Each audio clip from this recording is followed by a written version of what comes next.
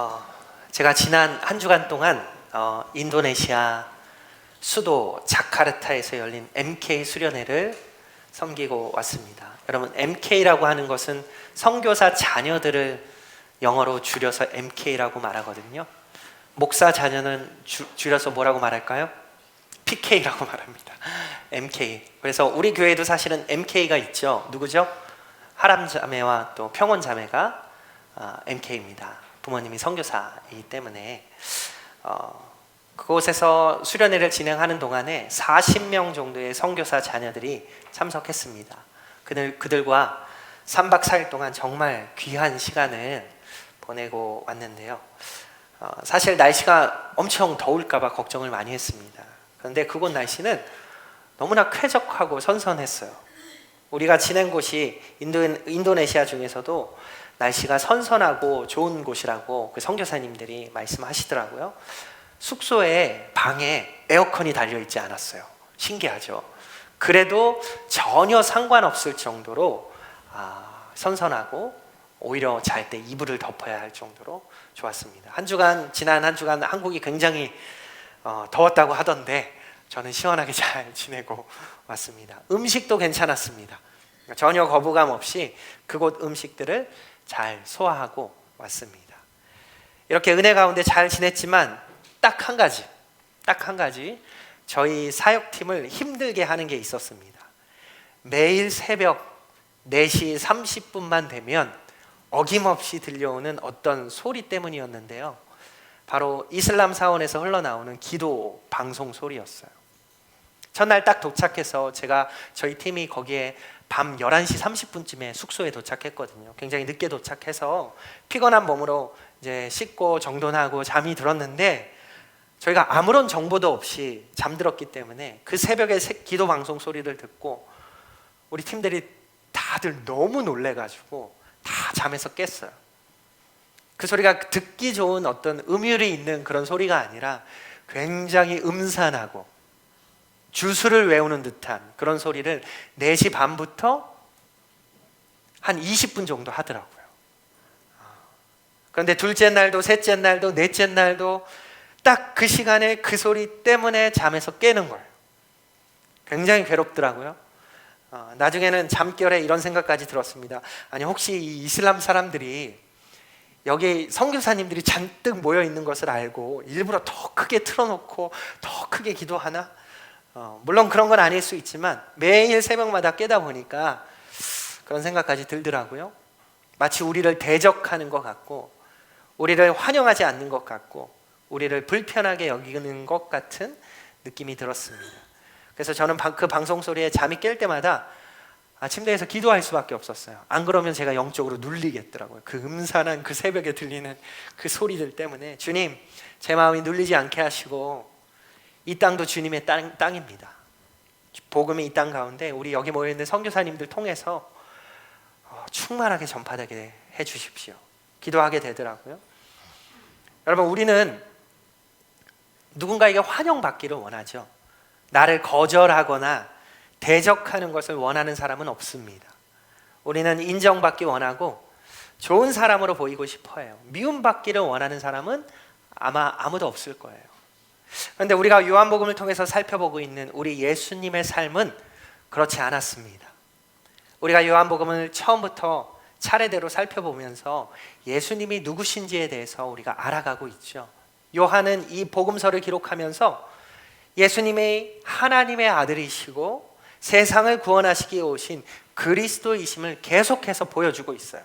가나의 혼인잔치에서는 물로 포도주를 만드시고 사마리아 여인에게는 영원히 목마르지 않는 생수를 말씀하시고 38년 된 병자를 일으키시고 오병이어의 기적을 통해서 수많은 사람들을 먹이셨어요. 그리고 지난 6장에서 자신이 생명의 떡이라고 말씀하셨죠.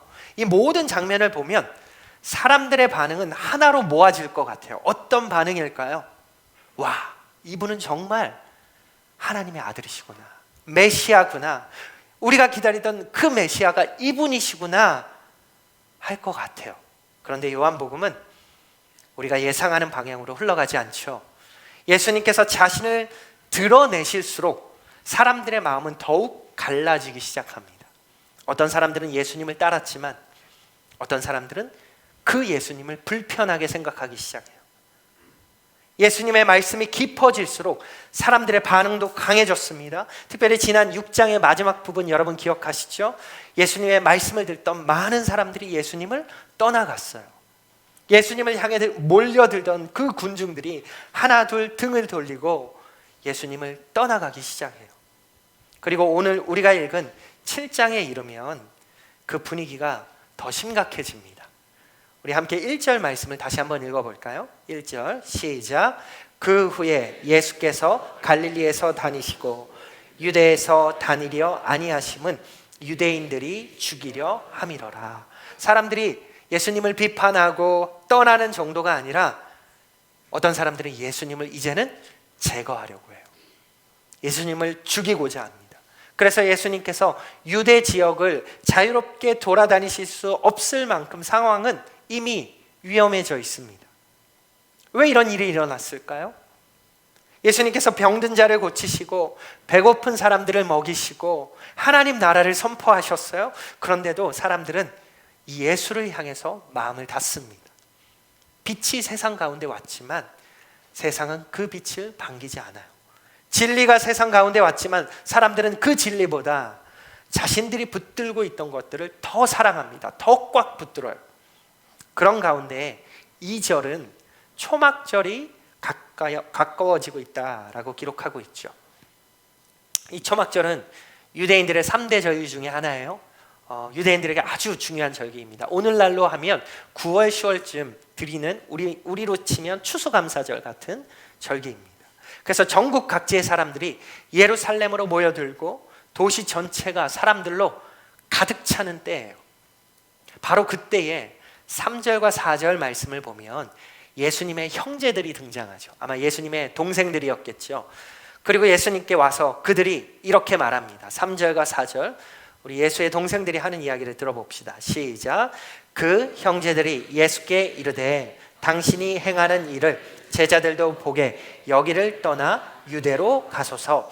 스스로 나타나기를 구하면서 묻혀서 일하는 사람이 없나니 이 일을 행하려 하거든 자신을 세상에 나타내소서 하니. 여러분, 이 형제들의 말이 여러분에게 어떻게 들리세요? 응원하는 말처럼 들리지 않으세요? 유대로 가십시오. 나타내십시오. 더 많은 사람들에게 우리 형 예수가 알려지기를 바라는 말처럼 들리지요. 하지만 성경은 곧바로 이어서 그들의 마음을 설명하고 있어요. 5절의 말씀 읽어봅시다. 시작.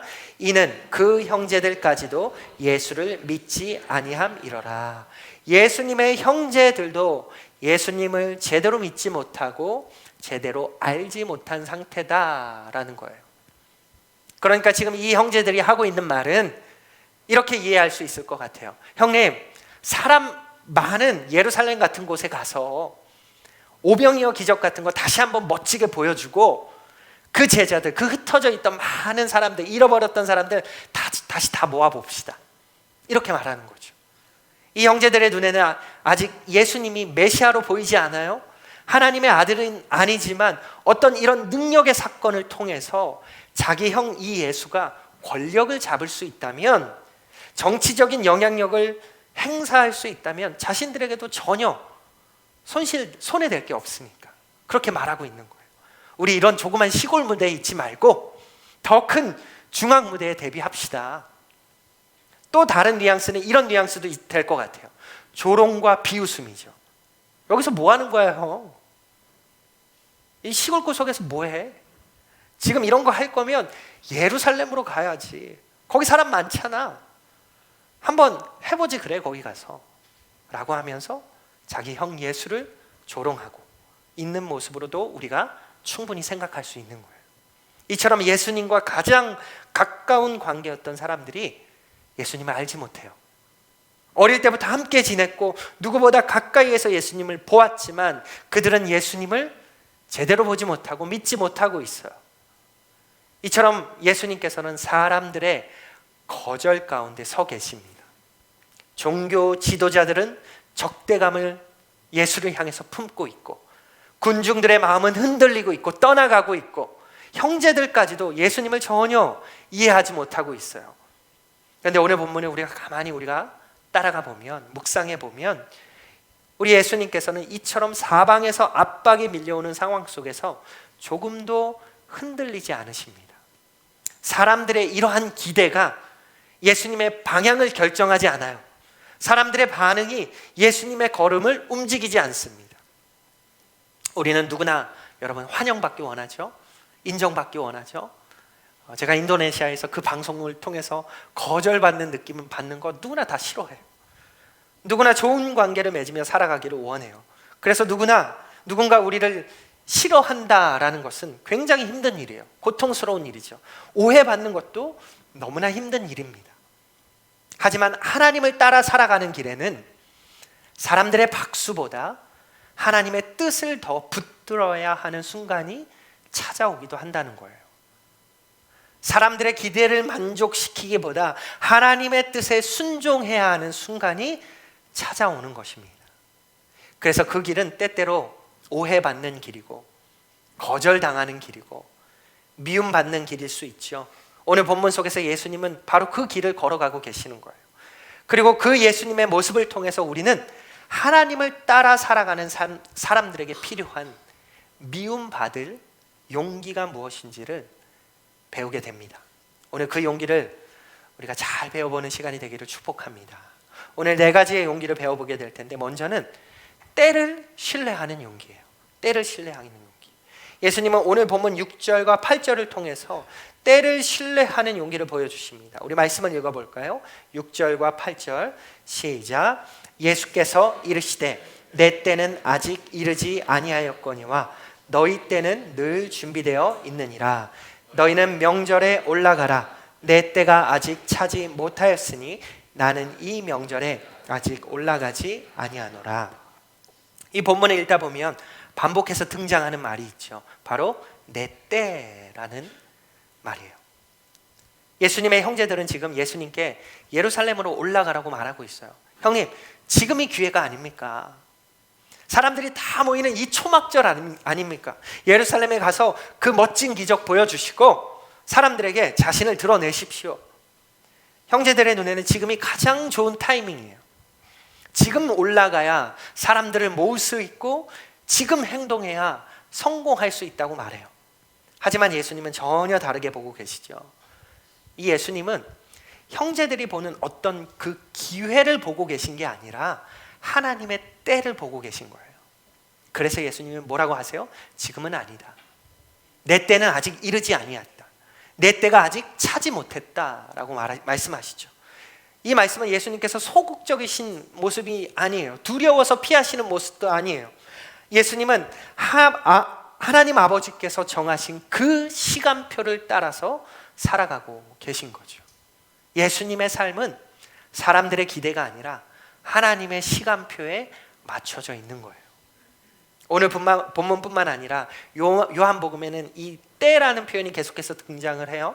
가나의 혼인잔치 때도 우리가 말씀을 나눴었죠. 예수님이 뭐라고 말씀하셨어요? 내 때가 아직 이르지 아니하였다 말씀하셨죠. 그리고 훗날에 십자가를 앞두고는 때가 왔다라고 말씀하십니다. 예수님의 모든 걸음은 하나님의 그때, 하나님의 시간표 안에서 움직이고 있는 거예요. 십자가도 마찬가지인 거예요. 유대인들은 여러 차례 예수님을 죽이려고 해요. 오늘 본문 아까 읽었던 1절만 하더라도 이미 그 사실을 말하고 있잖아요. 유대인들이 예수를 제거하려고 하잖아요. 하지만 그들은 지금 예수님을 죽일 수 없어요. 왜냐하면 아직 하나님께서 정하신 때가 아니기 때문이에요. 여러분, 예수님께서 사람들에게 붙잡히셔서 어쩔 수 없이 십자가에 가신 것이 아닙니다. 아버지께서 정하신 그 정확한 때에 십자가를 향해 걸어가신 것이죠. 제가 이번 MK 수련회 갔을 때 우리 아이들과 말씀을 함께 나누면서 바로 이 하나님의 때, 하나님의 타이밍에 대한 말씀을 함께 나누었어요. 그때 나눴던 이야기가 출애굽기 이야기를 본문으로 해서 말씀을 나눴는데, 당시 이스라엘 백성들이 애굽에서 노예 생활을 하고 있었죠. 우리가 너무 잘 알죠. 그때 하나님께서는 모세를 보내십니다. 그리고 그들을 구원하시겠다고 말씀하세요. 그리고 실제로 백성들을 탈출시키기 위한 엄청난 재앙들이 애굽 땅에 내려지기 시작을 하죠. 물이 피로 변하고 개구리가 올라오고 흑암이 온 땅을 덮기도 했습니다. 근데 여러분 가만히 생각해 보면 그러한 상황들 가운데 이스라엘 백성들, 거기서 노예 생활을 하고 있었던 이 백성들의 입장은 얼마나 답답했을까 생각이 들어요. 첫 번째 재앙이 지나도 여전히 노예예요. 탈출이 안 돼요. 두 번째 재앙이 지나도 여전히 노예입니다. 다섯 번째 재앙이 지나가도 달라진 것이 없어요. 오히려 더 힘들어졌어요. 아홉 번째 재앙이 끝났는데도 아직 애굽을 떠나지 못했습니다. 하나님은 분명히 구원하신다고 말씀하셨는데 현실은 그대로 있는 것처럼 보입니다. 그들은 언제 출애굽할지 몰라요. 재앙이 몇 번 더 내려질지 몰라요. 우리는 10번인 걸 알죠. 그들은 몰라요. 앞으로 몇 번의 재앙이 더 내려야 바로가 우리를 풀어줄지, 그저 하나님께서 일하고 계신다는 사실을 믿으면서 하루하루를 보내야만 했던 거예요. 생각해 보면 그것이 그들에게 반드시 필요한 용기였어요. 그들이 가져야 할 믿음이었어요. 하나님께서 능력 있는 분이시다라는 그 사실만을 믿는 것이 아니라 하나님께서 가장 좋은 때에 일하신다는 사실까지 그들은 믿어야 했던 거예요. 그리고 마침내 하나님께서 정하신 그날이 오죠. 10번째 재앙 이후에 드디어 애굽의 문이 열리고 이스라엘은 출애굽하게 됩니다. 여러분, 하나님은 늦지 않으셨어요. 하나님은 가장 정확한 때에 일하셨습니다. 우리는 하나님의 뜻보다 때로는 하나님의 시간을 더 어려워할 때가 있는 것 같아요.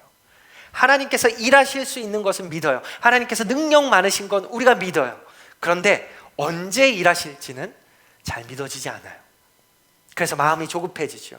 기도는 했는데 응답이 보이지 않고, 기다리고 있는데 상황은 달라지지 않아요. 약속은 들었지만 현실은 그대로인 것 같습니다. 그러면 자꾸 내 스스로 그 길을 만들고 싶어요.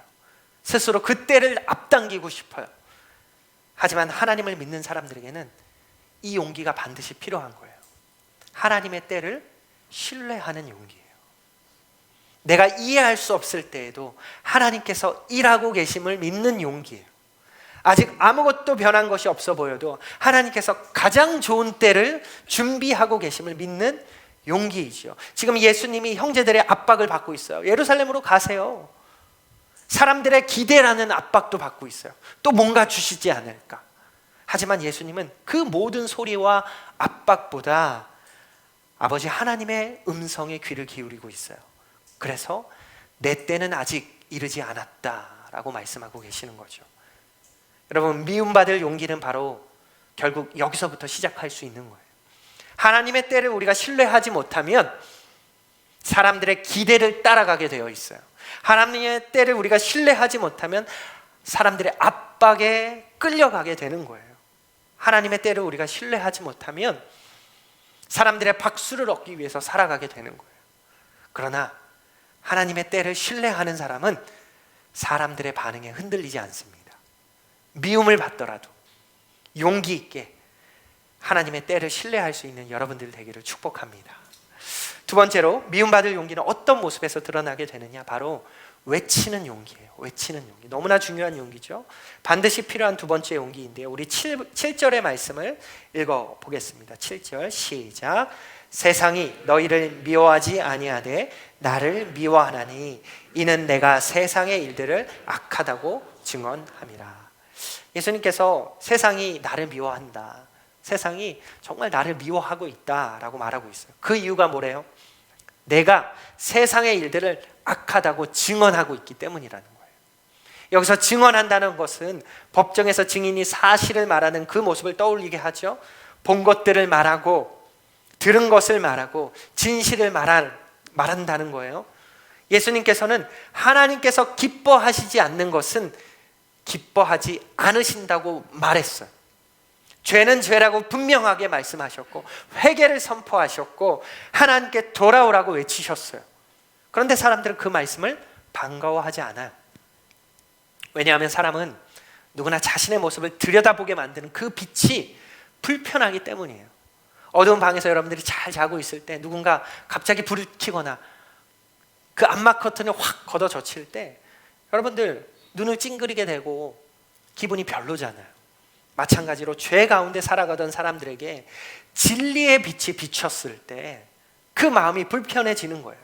그래서 세상은 진리를 거절하고 진리를 말하는 사람까지 거절하게 됩니다.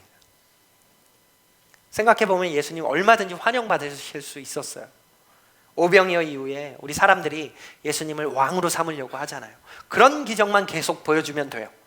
그리고 사람들이 듣고 싶어하는 이야기, 좋은 이야기, 교훈적인 이야기만 해주면 되는 거예요. 그러면 많은 사람들이 따라왔겠죠. 하지만 우리 예수님은 그런 길을 선택하지 않으셨습니다.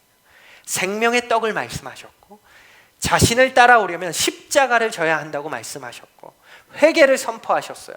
그 결과가 어떻습니까? 많은 사람들이 예수님을 떠나가는 거예요. 그렇다고 예수님은 말씀을 바꾸시지 않습니다. 사람들이 떠난다고 해서 진리를 감추지 않으셨습니다. 우리가 미움받지 않는 가장 쉬운 방법이 뭘까요, 여러분? 아무 말도 하지 않는 거예요. 진리를 마음속에만 품고 있으면 충돌할 일도 없어요. 복음을 입 밖으로 꺼내지 않으면 거절당할 일도 없어요. 그러나 우리 예수님 침묵하지 않으셨어요. 외쳐야 할 것을 외치셨습니다. 하나님께서 맡기신 그 말씀을 전하셨습니다. 그리고 그 길에서 미움을 받게 되는 거죠. 우리가 생활하다 보면 정직하지 않은 어떤 한 방법을 모두가 당연하게 여길 때가 있어요. 정직하지 않은 방법이지만 당연하게 그 일들을 다 하는, 그때 누군가 여러분이 저는 그렇게 하지 않겠습니다 라고 말하는 것 절대로 쉬운 일이 아닌 거 알아요. 내 주변의 친구들이 신앙을 가볍게 여기고 신앙에 대해서 조롱할 때 나는 예수님 믿는 사람이야 라고 말하는 것도 쉽지 않아요. 그런데 하나님께서는 그 자리에 있는 우리에게도 외치는 용기를 요구하시는 거예요. 크게 소리를 지르라는 것이 아니라, 사람들 앞에서 나 자신을 드러내라는 것이 아니라 하나님께서 맡기신 그 진리를 감추지 않고 외치고 붙들고 살아가라는 용기예요. 이번 MK 수련회 준비하면서 그 과정 가운데 한 가지 우리 스태프들 사이에서 고민이 있었어요. 어떤 고민이었냐면, 그 예배를 진행하는 가운데 우리 아이들에게 구령 초청하는 시간을 가질 것인가 갖지 말 것인가에 대한 고민이었어요. 좀 쉽지 않은 문제였어요. 왜냐하면 우리 성서침례교회 아이들만 놓고 하는 거라면 저희들이 그냥 강력하게 할 수 있을 텐데, 이 아이들 다 선교사님들의 자녀들이고 거기에는 교단도 다양하거든요. 정말 많은 다양한 교단들이 다 모였으니까. 그리고 신앙의 배경도 다 달라요. 괜히 민감한 문제가 될 수 있다는 부담이 있었어요. 그래서 결국 구령 초청은 하지 않는 방향으로 정하고 수련회를 진행을 했습니다. 그냥 사명에 대한, 소명에 대한 초청하고 그들의 마음을 위로하자라고 했어요.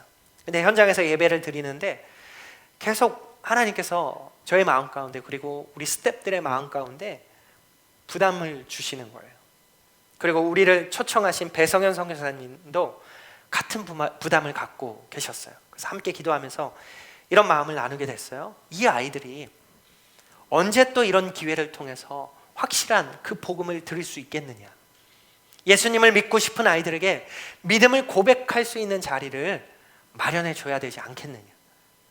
그래서 둘째 날 저녁 집회가 끝난 뒤에 강력하게 구련 초청을 하게 됐어요. 우리 둘째 날 말씀은 우리 이영주 목사님이 강력하게 전해주시고 제가 기도 인도를 하면서 그들에게 강력하게 도전했어요. 솔직히 어떤 결과가 있을지 전혀 알 수 없었죠. 몇 명이나 손을 들지, 아무도 반응하지 않을지, 그것은 우리의 영역이 아니에요. 하지만 외쳐야 할 것은 외쳐야 한다고 생각했어요. 복음은 들려주어야 하고 그들이 누구이던 간에 예수님을 믿으라는 초청도 전해줘야 한다고 생각했어요. 그런데 하나님께서 놀랍게 역사하셨어요. 40명의 아이들 가운데 23명이 예수님을 믿고 싶다고 손을 들었어요. 그때부터 우리 스태프들은 비상이죠. 비상.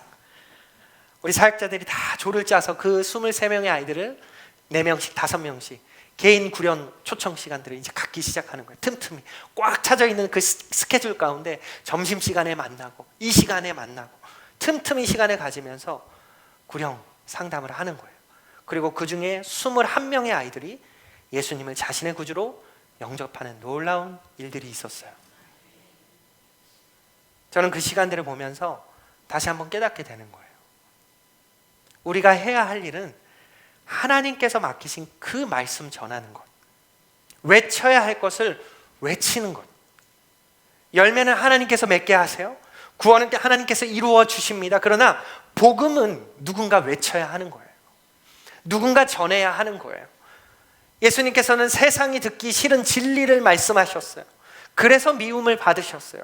그러나 그 말씀을 멈추지 않으십니다. 여러분, 하나님께서 여러분에게 맡기신 진리가 있다면 그것을 부끄러워하지 않기를 바랍니다. 가정에서든 직장에서든 학교에서든 사람들의 반응보다 하나님의 그 진리의 말씀이 더 소중하시길 바랍니다. 외쳐야 할 것을 외치는 사람을 통해서 하나님께서는 지금도 일하시는 줄 믿습니다. 세 번째로 예수님께서 보여주시는 용기가 있어요. 그것은 거부하는 용기예요. 거부하는 용기. 우리 함께 8절 말씀을 다시 한번 8절을 읽어봅시다. 시작. 너희는 명절에 올라가라. 내 때가 아직 차지 못하였으니 나는 이 명절에 아직 올라가지 아니하노라. 이 말씀을 보면 형제들의 제안을 우리 예수님께서 받아들이지 않으시죠. 형제들은 계속해서 예수님을 예루살렘으로 보내려고 해요. 지금 올라가십시오. 사람들 다 모여 있을 때 예수님 자신을 드러내십시오. 그런데 예수님은 그들의 말에 움직이지 않아요. 오히려 너희는 올라가라. 나는 올라가지 않겠다라고 말씀하시죠. 형제들의 요구를 거부하십니다. 그런데 가만히 생각해 보면 이 거절은 생각보다 쉬운 일이 아니에요. 쉽게 거절할 수 있는 일이 아니에요. 왜냐하면 지금 형제들이 하는 말은 겉으로 보기에는 매우 그럴듯한 말이에요. 이들이 지금 예수님께 죄를 짓자고 말하는 거 아니잖아요. 나쁜 길로 가자고 유혹하는 것도 아니에요. 예루살렘에 올라가십시오. 더 많은 사람들에게 보여주십시오. 사람들에게 인정받으십시오. 누가 들어도 합리적으로 들리는 말이에요. 그런데 예수님은 그 제안을 받아들이지 않습니다. 왜냐하면 모든 그럴듯한 제안들이 다 하나님의 뜻은 아닌 것을 우리 예수님은 분별하셨기 때문이에요. 예수님은 사람들의 생각과 하나님의 뜻을 구별하고 계셨어요. 그리고 하나님께서 원하시지 않는 그 길에 대해서는 분명하게 거절하셨어요. 우리가 신앙생활 하다 보면 죄를 거절하는 것보다 사람을 거절하는 것이 더 어려울 때가 있죠. 죄는 비교적 쉽게 구분이 됩니다. 그런데 사람들의 기대와 사람들의 부탁은 그렇지 않을 때가 있어요. 좋은 의도로 말해주기도 하고 우리를 생각해서 이야기하기도 하고 사랑하는 마음으로 조언하기도 해요. 그래서 더 어려워요. 거절하는 순간 그 관계가 불편해질 수도 있고 그래서 우리의 마음이 흔들리는 거죠. 하지만 하나님께서는 때로 우리에게 거부하는 용기를 여러분 요구하세요. 사람을 미워해서가 아니에요. 하나님의 뜻을 지키기 위한 거부인 것이죠. 예수님께서도 그러셨어요. 예수님이 지금 자신의 형제들을 사랑하지 않아서 거절하신 게 아니죠. 아버지의 뜻을 가장 소중하게 여기셨기 때문에 거절하신 거예요. 모세도 그랬어요. 애굽 왕궁의 모든 것을 그가 누릴 수 있었지만 그는 거절했어요. 다니엘도 마찬가지죠. 왕이 내린 음식들을 거절합니다. 다니엘의 세 친구였던 사드락과 메삭과 아벳느고도 모든 사람이 절할 때 절하기를 그들은 거부했습니다. 그들은 무엇을 해야 하는지보다 무엇을 하지 말아야 하는지를 분별하고 잘 알고 있었던 사람들이에요. 우리가 믿음이 강해질수록 여러분 더 많은 것을 할 수 있다라고 생각을 해요. 그런데 우리의 성숙한 믿음은 더 많은 것을 거절할 수 있는 것이 우리의 성숙한 믿음이에요. 하나님께서 기뻐하지 않으신 길을 포기할 수 있게 만들고 하나님의 뜻에서 멀어지게 하는 것들을 내려놓게 만드는 것이 성숙한 믿음인 거예요. 우리의 삶에도 이런 순간들이 찾아와요. 직장에서 모두가 편법을 사용할 때 나도 따라 하나는 압박을 받을 수 있죠. 친구들이 함께 하자고 하는데 양심에 걸리는 일이 있을 수 있어요. 사업을 하다 보면 조금만 눈 감으면 더 많은 이익을 얻을 수 있는 상황도 찾아오죠. 우리 학생들은 시험을 앞두고 부정한 방법으로 시험 점수를 얻으려는 유혹을 받을 수 있어요. 그때 사람들이 이렇게 말해요. 다 그렇게 해. 이 정도는 어느 정도는 괜찮아. 안 하면 너만 손해야. 다 그렇게 하는데 너무 고지식하게 살지 마. 이런 말들이 들려올 때 우리의 마음을 흔들죠. 왜냐하면 나만 손해보는 것 같으니까. 이번 수련회 갔을 때 함께 갔던 스텝 중에 사랑믿는 교회 이재기 목사님 계셨어요. 목사님과 잠깐 앉아서 교제할 수 있는 시간에 이런 말씀 하시더라고요.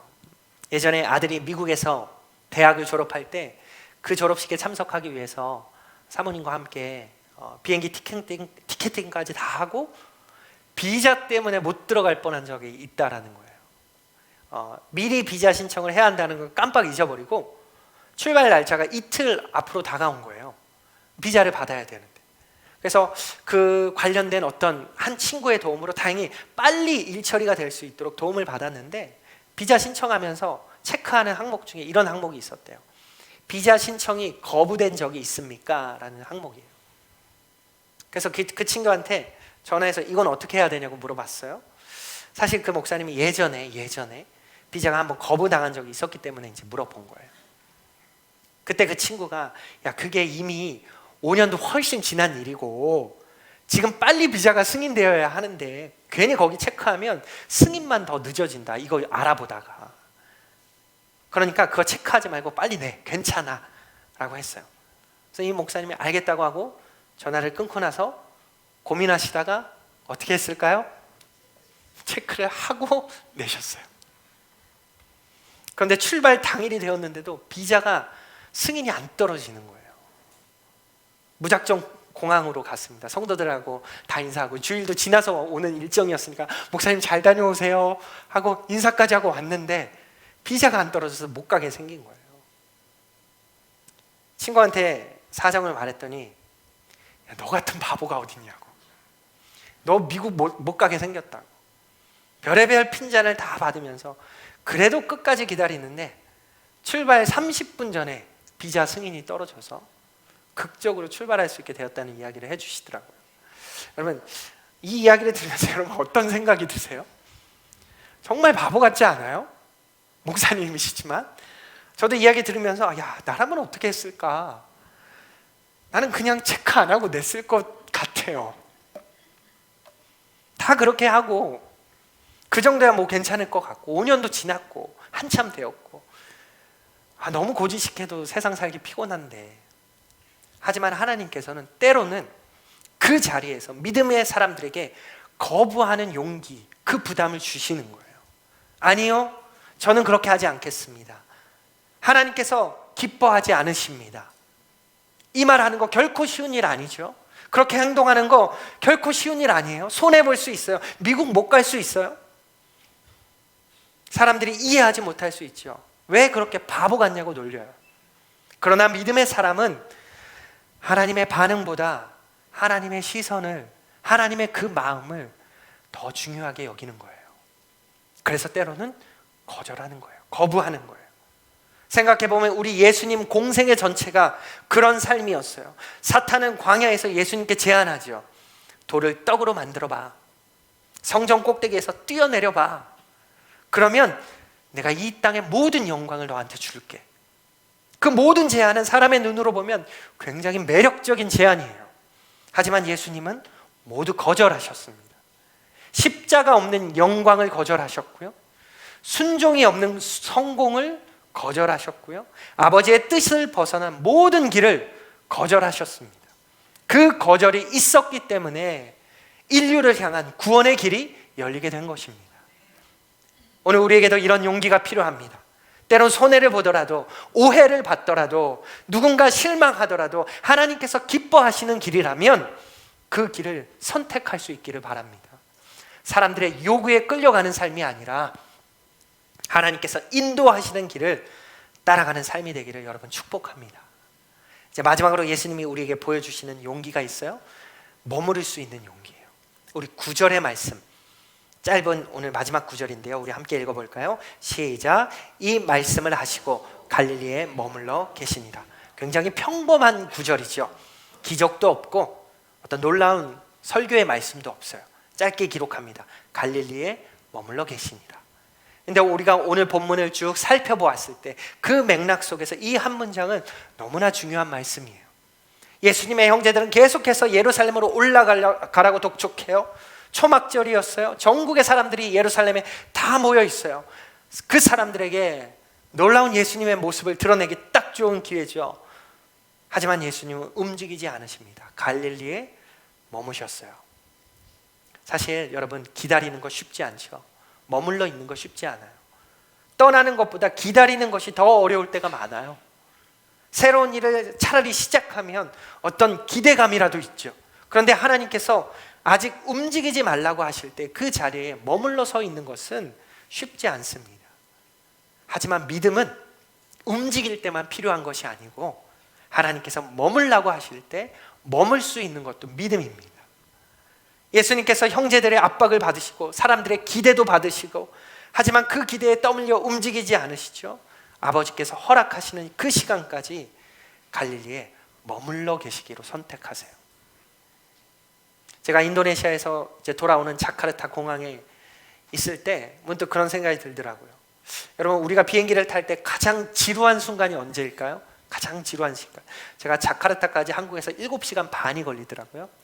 꽤 긴 시간이었어요. 제 생각에는 그 비행 시간보다 오히려 탑승구 앞에서 기다릴 때가 더 힘든 것 같아요. 비행기는 이미 와 있잖아요. 유리창 너머로 내가 탈 비행기가 보여요. 짐도 다 붙였고 여권 검사도 끝나고 이제 들어가서 앉아서 출발하기만 하면 되는데 안 태워주죠. 계속 기다려야 합니다. 언제 들어가지? 지금 빨리 출발했으면 좋겠는데 우리 너무 피곤한데. 지친 몸으로 가만히 앉아서 기다리는 그 시간이 더욱더 지루한 시간이었어요. 아무 일도 일어나지 않는 것처럼 보이는 그 시간이 아깝기도 하고 빨리 출발해 버렸으면 좋겠는데. 그런데 실제로 그렇지 않죠. 그 시간에도 수많은 일들이 이루어지고 있어요. 기장은 비행기를 점검하고 연료의 상태를 확인하고 관제탑과 교신하고 출발 허가를 받고 활주로 순서를 기다리고, 승무원들은 비행을 준비해요. 겉으로 보기에 아무 일도 없는 것처럼 보이는 것 같지만 사실은 출발을 위한 준비가 계속 진행되고 있어요. 하나님께서 우리를 기다리게 하실 때도 마찬가지예요. 우리 눈에는 아무 변화가 없는 것 같죠. 그대로인 것 같죠. 기도하고 있는데 응답이 보이지 않아요. 섬기고 있는데 열매가 없어요. 상황 그대로예요. 하지만 하나님은 그 시간에도 반드시 일하고 계십니다. 보이지 않는 곳에서 준비하고 계세요. 우리가 알지 못하는 그 자리에서 길을 만들고 계신 분이 우리 하나님이십니다. 그래서 여러분, 기다림은 절대로 낭비가 아니에요. 머물러 있는 것은 정체가 아니에요. 하나님께서 일하시는 시간인 줄 믿습니다. 아브라함은 약속을 받은 뒤에도 수십 년을 기다렸어요. 요셉은 총리가 되기 전에 감옥에서 긴 시간을 보냈어요. 언제 나갈지 몰라요. 다윗은 기름 부음 받고도 오랜 세월 광야에서 도망자의 인생을 삽니다. 모세는 미디안 광야에서 40년을 훈련받죠. 하나님은 늘 이런 준비의 시간을 통해서 사람을 빚어 가십니다. 그리고 그 시간을 통과한 사람들을 통해서 하나님의 일을 이루셨어요. 예수님도 마찬가지죠. 예수님은 지금 갈릴리에 머물고 계세요. 사람들 보기에는 기회를 놓치고 있는 것 같아요. 답답해요. 하지만 우리 예수님은 알고 계셨습니다. 하나님께서 가장 좋은 때를 준비하고 계신다는 사실을 우리 예수님은 아셨어요. 그래서 그 자리에 머무실 수 있는 거예요. 여러분 가운데도 지금 갈릴리에 머무는 것 같은 그러한 시간을 지나는 분들이 있을 것 같습니다. 기도하고 있지만 응답이 보이지 않고, 가정의 문제를 붙들고 있지만 변화가 보이지 않아요. 사업과 직장 가운데 답답함이 있을 수 있죠. 사역의 열매가 보이지 않을 수도 있어요. 그런데 하나님께서 아직 움직이라고 말씀하지 않으셨다면 여러분 너무 조급해하지 않기를 바랍니다. 하나님은 여전히 일하고 계십니다. 하나님 여전히 준비하고 계십니다. 하나님은 여전히 가장 좋은 때를 향해서 우리를 인도하고 계십니다. 여러분이 하나님을 신뢰한다면 하나님의 시간표까지도 신뢰해야 하는 거예요. 그래서 때로 우리에게 머물 줄 아는 용기가 필요한 것입니다. 그런 용기가 여러분에게 있기를 축복합니다. 오늘 우리는 예수님의 모습을 통해서 4가지의 용기를 보았어요. 예수님은 하나님의 때를 신뢰하셨습니다. 세상이 듣기 싫어하는 진리를 외치셨고요, 사람들의 요구를 거부하셨고, 그리고 하나님께서 머물게 하시는 그 자리에 머무셨습니다. 이 네 가지의 모습에는 하나의 공통점이 있죠. 우리 예수님은 사람들의 반응보다 하나님의 뜻을 더 중요하게 여기셨다는 거예요. 사람들의 기대보다 하나님의 시간표를 붙들고 계셨고, 사람들의 환영보다 하나님의 그 진리를 붙들고 계셨어요. 그래서 예수님은 미움을 피하지 않으셨습니다. 하나님의 뜻을 따라 걸어가는 길에서 찾아오는 모든 대가를 기꺼이 감당하십니다. 그리고 결국 그 길은 놀라운 십자가의 길로 이어지는 거예요. 우리가 받은 그 구원도 예수님께서 그 모든 미움을 견뎌내셨기 때문에 가능했던 사건임을 기억합니다. 예수님께서 사람들의 박수를 선택하셨다면 십자가는 없었겠죠. 예수님께서 거절을 두려워하셨다면 그 십자가는 존재하지 않았을 것입니다. 예수님께서 하나님의 뜻보다 사람들의 기대를 따라갔다면 오늘 우리는 이 자리에 있을 수 없을 거예요. 그러나 우리 예수님은 끝까지 아버지의 뜻을 붙들었습니다. 끝까지 순종하셨고 사랑하셨고, 그리고 그 길 끝에서 우리를 구원하신 줄 믿습니다. 여러분, 세상은 여전히 우리에게 말할 거예요. 여러분에게 말할 거예요. 눈치껏 하라고. 야, 눈치껏 해. 적당히 타협해. 뭐 굳이 그렇게까지 살 필요 있냐? 하지만 하나님께서 오늘 우리에게 분명한 길을 보여주셨어요. 때를 신뢰하라고 말씀하셨고, 외쳐야 할 것을 외치라고 말씀하셨고, 거부해야 할 것은 거부해라고 말씀하십니다. 그리고 하나님께서 두신 그 자리에 머물라라고 말씀하셨다면 우리는 인내하면서 기다릴 수 있어야 돼요. 그 길은 여러분 미움받는 길일 수 있어요.